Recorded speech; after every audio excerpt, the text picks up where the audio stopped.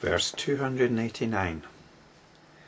According to the false imagination, self-substance is, but from the point of view of relativity, it is not. Owing to perversion, what is discriminated is grasped as real. In the relativity, there is no discrimination. So these are our old friends, paratantra and paratantra, which had a video all to their own, video number 104. Paratantra and parakalpita. Parakalpita is the false imagination, and as it tells us in the verse here, relativity is a translation here of paratantra. So, what's all this about? According to the false imagination. The false imagination is how we imagine things to be. And the whole point of these teaching is how we imagine things to be is actually quite false. And one of the things we get completely wrong is the belief that there's an external, physical, material world out there that we're interacting with. This is what's meant by self-substance here. That all that stuff that's going on out there, all the things in it, have some intrinsic reality.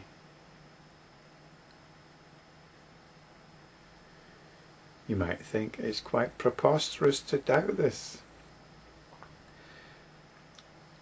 But for quite a large part of each day, we quite clearly believe in the independent reality of lots of things which are clearly not true.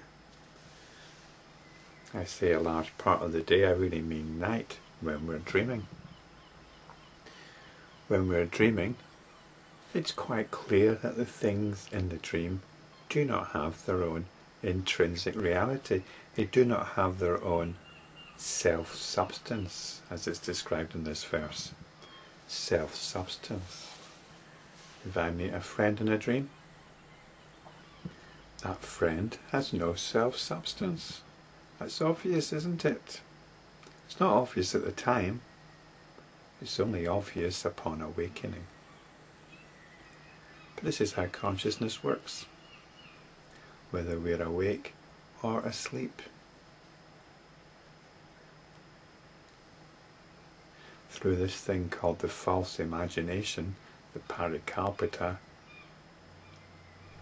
we believe in the story that's being presented to us. Now, this is contrasted with paratantra, the point of view of relativity. It tells us later on in this verse that in the relativity there is no discrimination. This is a bit of a surprise, because the relativity is very much about discrimination, and this is borne out in later verses. Verse 297, for example,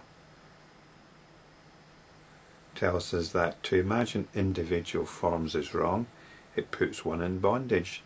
They are born of mind due to the false imagination of the ignorant. Based on the relativity, they are discriminated. So this verse is very similar, isn't it? Verse 297 is very similar to the verse we're looking at right now. Verse 289. And yet, there's a contradiction about this relativity. And the following verse, 298, tells us something similar. The existence thus subjected to discrimination is no other than its relativity aspect. The false imagination is of various forms. Based on the relativity, discrimination is carried on. So what's this relativity? Well, relativity, paratantra, is made up of the processes of inference, deduction, logic, scientific analysis. And this is often very used to reinforce our false imagination. I think it's translated as relativity because it's arguing within the relative framework. This is my problem with philosophy. I've been accused on a couple of occasions of being a bit down on philosophy. Because philosophy is all relative. It doesn't take us out of the sphere of philosophizing.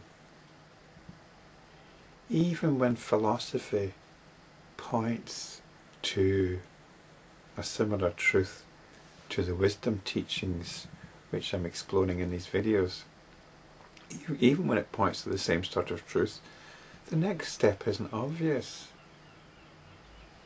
You can either just carry on talking about it or ignore it.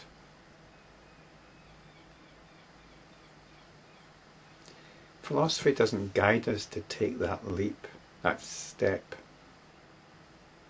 into pure awareness. So paratantra here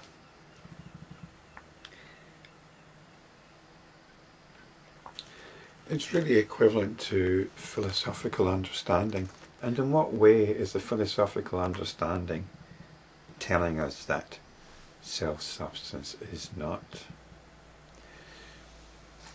Well, we can bring this up to date and express it in modern terms.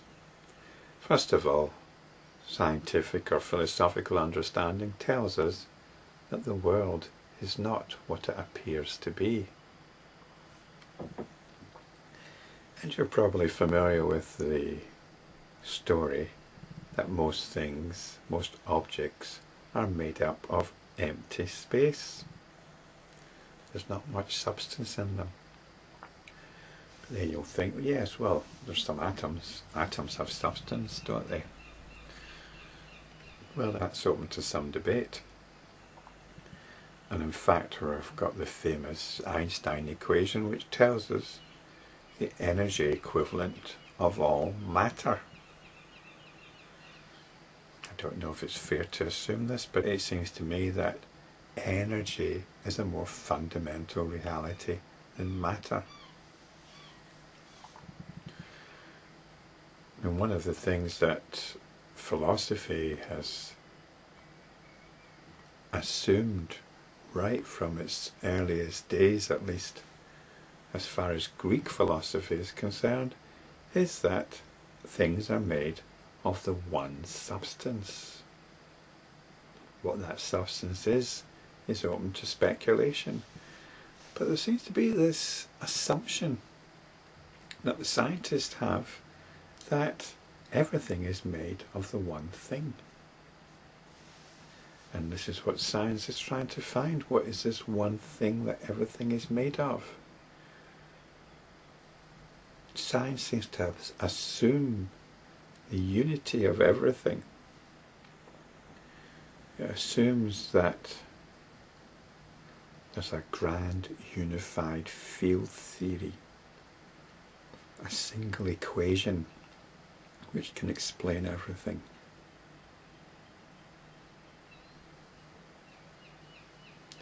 Or a uniform particle or substance or entity, strings, quarks, whatever, which everything is made up of. So it's curious, isn't it, there's this assumption. It's just an assumption. I don't know what basis there is for it. But it goes right back to the earliest Greek philosophers.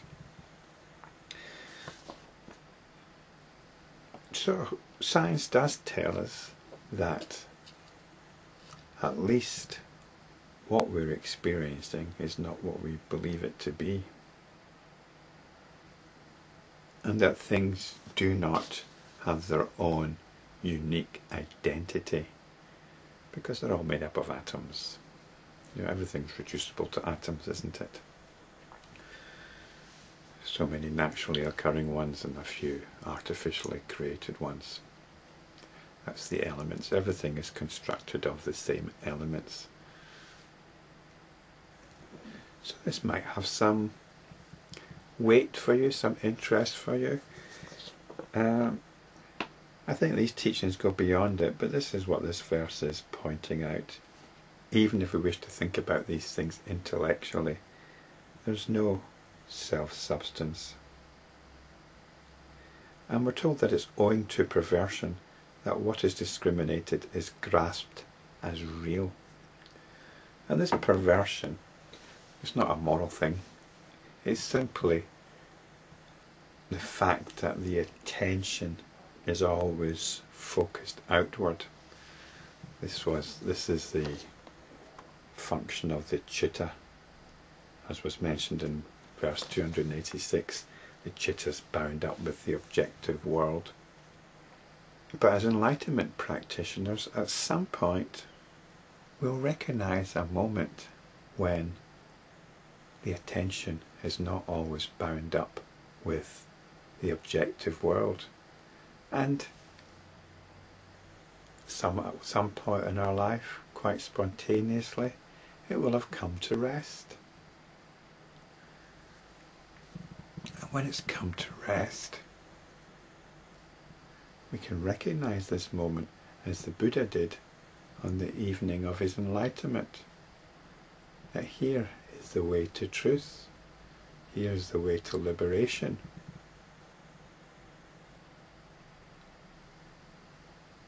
The liberation from regarding what's going on as being objectively real. So the attention turns around and stops being perverted. It stops being habitually focused on so-called objectivity. It can now rest in itself. There's a turning around.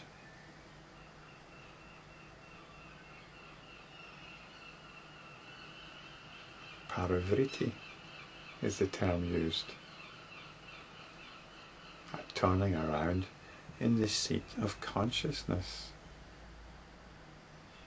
This is when the attention lets go.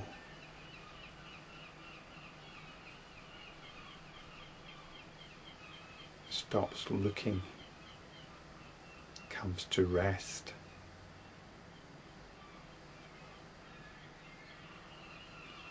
And now we're practicing enlightenment.